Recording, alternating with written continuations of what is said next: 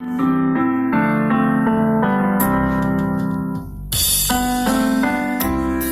qui gen reme nan ke li, gen patience.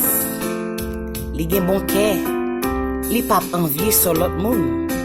Li pa fait grandize, li pa gonfler ak l'orgueil. Amen.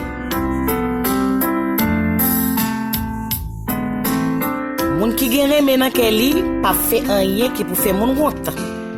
Li pa chercher avantage pal. Li pa fait colère.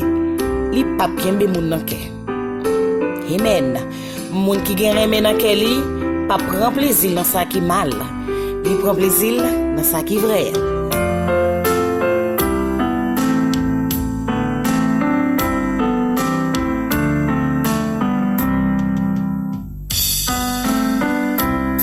Oui, reme pas jamais fini.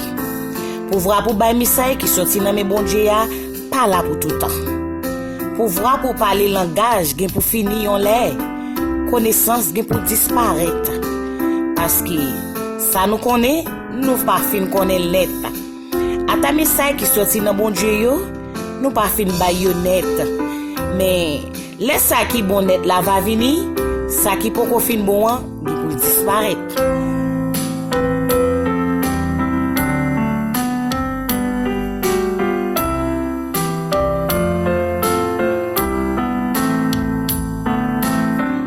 Lem te ti moun, mwen te pale tan kou ti moun. Mwen te kompran tan kou ti moun. Mwen te fait tête mwen travail tan kou ti moun. Mais kounye ya, mwen fin grand. Mwen kite tout ça ti moun te kon fait.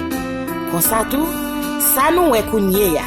C'est tan kou yon pot, nap gade yon jan troub nan yon glace. Mais pita nou pral wè face à face.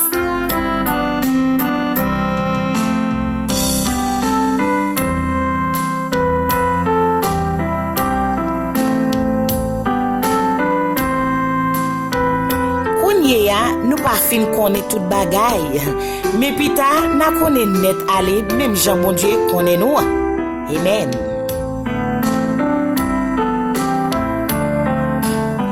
Kounye ya c'est trois bagay sa yo qui toujours là. C'est confiance, c'est espoir, c'est remè. Mais frère sœurs amis, pasteur diacre, évangéliste la jeunesse k'ap koute nous là. Dans toutes trois bagailles ça yo nous sommes qui toujours là mais une là-dedans yo qui plus grand et qui plus grand parce que tout l'autre yo qui c'est remè. Oui, remè.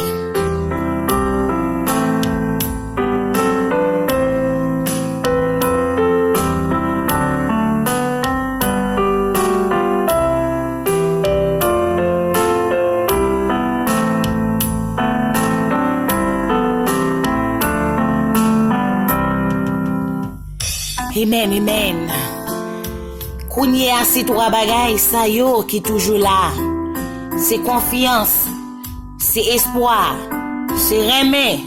Mais dans trois bagay sa yo, c'est remè qui plus grand, frère Maxime ou même Zamim Jack, pasteur, diagonèse, salmiste, docteur, évangéliste, la jeunesse les bénie, madame mariée, monsieur marié. Hey, comment nous y, hein? Est-ce que ou gen l'amour en cœur pour madame ou pour mari ou pour petit ou pour famille ou soeur frère yo, hein? Est-ce que trois bagay ça yo, hein? Parmi plus grand bagay qui la donne yo c'est remè frère là, remè soeur là. Et bien lorsqu'on remè frère là, ou remè soeur là, ou remè mari ou là, ou remè zannou là, amen. Oh, ou gen l'amour pour frère, pour proche ou gen l'amour pour famille ou gen l'amour pour zami, ou gen l'amour pour pasteur, ou gen l'amour pour Jacques l'église, ou gen l'amour pour dame missionnaire, frère Maxime yo. Et gen pile bagay mal qui pa passer dans mi-temps nous. Ou gen ça que ça? Parce que plus grand bagay, plus grand cadeau ou gen la caillou qui c'est l'amour parce que avec l'amour ça, ou pas prendre remè frère là, ou remè ou apprécier là. Ou remè madame ou remè petit ou remè ou entourage. Amen. Apprendre pardonner une l'autre, apprendre comprendre une l'autre, pas humilier une l'autre. Eh bien seul bagay qu'a fait là, c'est ça que nous relè remè. Parmi trois bagages ça yo frère Maxime yo, confiance, espoir, remè. Gardez pour ouais ou même en tant que chrétien servant serviteur de Dieu, est-ce que yo manifesté dans la vie pas ou même Marie, est-ce qu'il manifesté dans la vie ouais? Madame mariée, il manifesté dans la vie ou même jeunesse là.